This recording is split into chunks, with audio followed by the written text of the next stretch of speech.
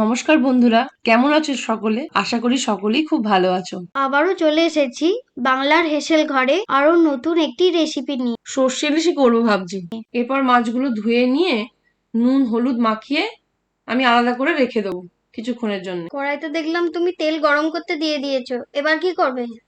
ওই তেলটা যতক্ষণ দেখ গরম হচ্ছে ততক্ষণ আমি আলাদা করে একটা জায়গায় দই নিয়ে নিয়েছি।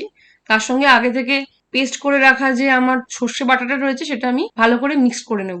এবার দেখ তেলটা আমার গরম হয়ে গেছে, আমি একে একে ইলিশ মাছগুলো দিয়ে দেবো আর তার সঙ্গে খুব হালকা করে মাছগুলো ভেজে নেব।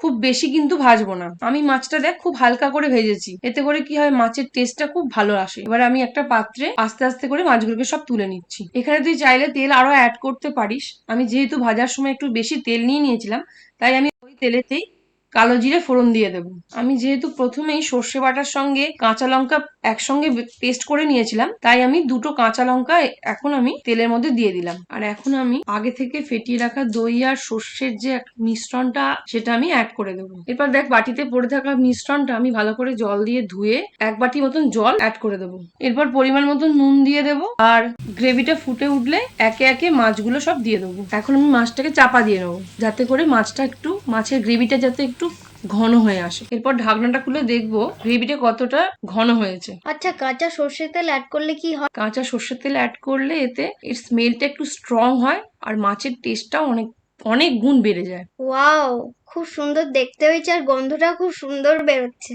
এর সঙ্গে শুধু গরম ভাতের দরকার। আমাদের এই রেসিপিটা অবশ্যই ট্রাই করে দেখবেন আর কমেন্ট করে অবশ্যই জানাবেন যে কেমন লাগলো।